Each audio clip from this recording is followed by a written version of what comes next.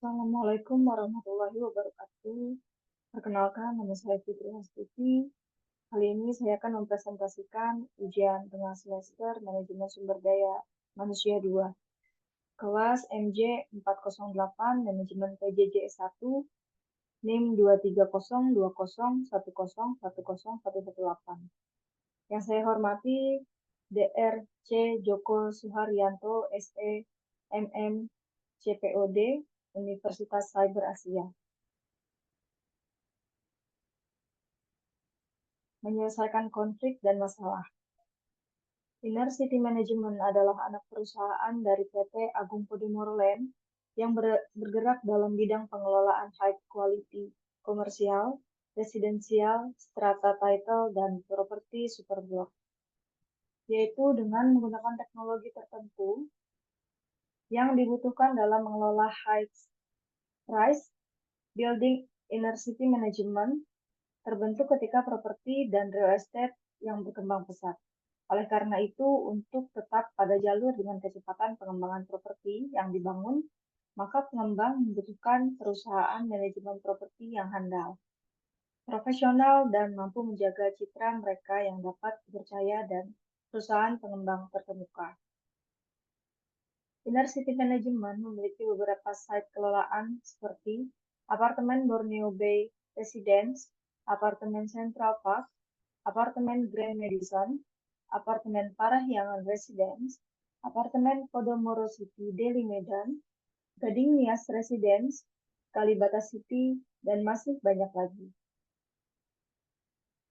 Dari analis yang saya amati selama bekerja di pengelolaan suatu apartemen, khususnya dengan sebagai seorang customer service, ialah harus berfokus pada kesempatan, pada keseimbangan antara operasional yang efisien dan pengalaman penghuni yang positif, di mana pekerjaan sebagai customer service terdiri dari melayani penghuni, yaitu menyambut penghuni dengan ramah dan sopan, mengelola keluhan, menerima keluhan dari penghuni dan memberikan solusi atas keluhan tersebut, dan berkoordinasi dengan departemen terkait agar keluhan bisa cepat teratasi.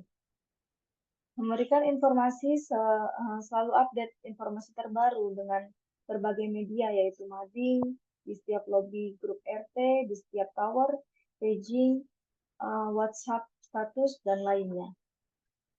Membangun hubungan baik dengan penghuni, CS atau Customer Service perlu membangun hubungan baik dengan penghuni agar tercipta hubungan yang baik. Dapat mempertahankan kepuasan pelanggan, memberikan pelayanan yang positif, mengumpulkan data histori penghuni, serta mengarsipkannya. Jenis-jenis konflik yang sering terjadi yaitu keluhan mengenai fasilitas dan pemeliharaan. Contoh, penghuni mengeluhkan unitnya yang mengalami kebocoran akibat hujan, sedangkan untuk pengerjaan memerlukan gondola. Karena pengerjaan dilakukan dari luar unit dan jumlah gondola terbatas, sehingga penghuni menuntut agar unitnya dikerjakan sesegera mungkin tanpa memikirkan penghuni lainnya yang juga mengalami hal yang sama. Penyelesaian yang diamati yaitu tim customer service perlu memiliki eskalasi yang jelas ke tim fit out, serta komunikasi yang transparan dan proaktif. Berkoordinasi sehingga mendapatkan solusi perbaikan atas permasalahan tersebut. Masalah antar penghuni atau tetangga. Konflik ini lebih sensitif karena melibatkan hubungan interpersonal. Contoh observasi penghuni mengeluhkan tentang suara bising dari unit sebelah. Misal mendengarkan musik dengan suara kencang, anak-anak bermain di koridor, bau masakan yang mengganggu. Situasi ini tentunya sering terjadi dan membutuhkan penanganan yang hati-hati. Penyelesaian di sini peran customer service adalah sebagai mediator netral, mendengarkan kedua belah pihak tanpa menghakimi. Referensi terhadap peraturan house rule sangat krusial. Solusinya seringkali melibatkan teguran tertulis, pertemuan mediasi, atau bahkan melibatkan tim security jika sudah mengganggu ketertiban umum. Fokusnya adalah mencari titik tengah dan menghormati kedua belah pihak.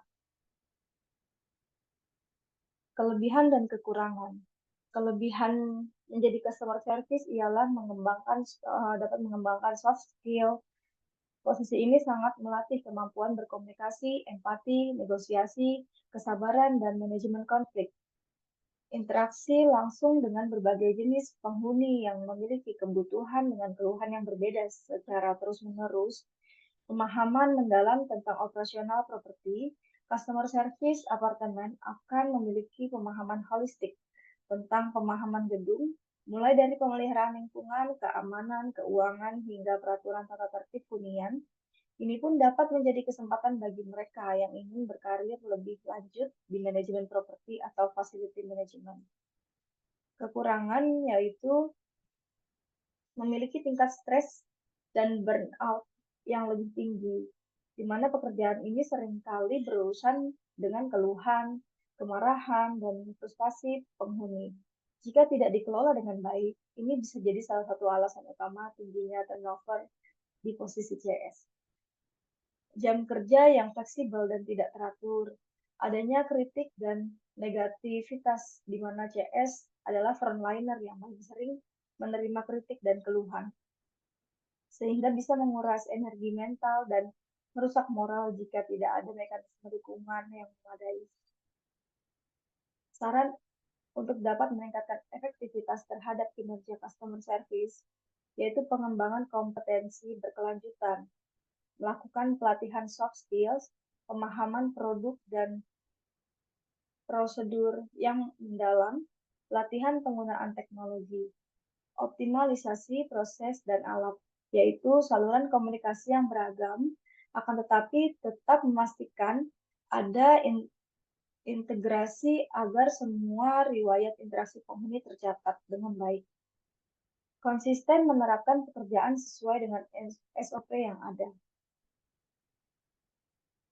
Pelajaran yang dapat saya ambil dari pengalaman kerja untuk pengembangan kompetisi SDM ialah tetap menerapkan SOP yang ada, mengikuti pelatihan soft skill, dapat mengembangkan pemahaman akan kebutuhan pelanggan, dan konsisten dalam meningkatkan pelayanan dari alat komunikasi yang tersedia. Sekian dan terima kasih.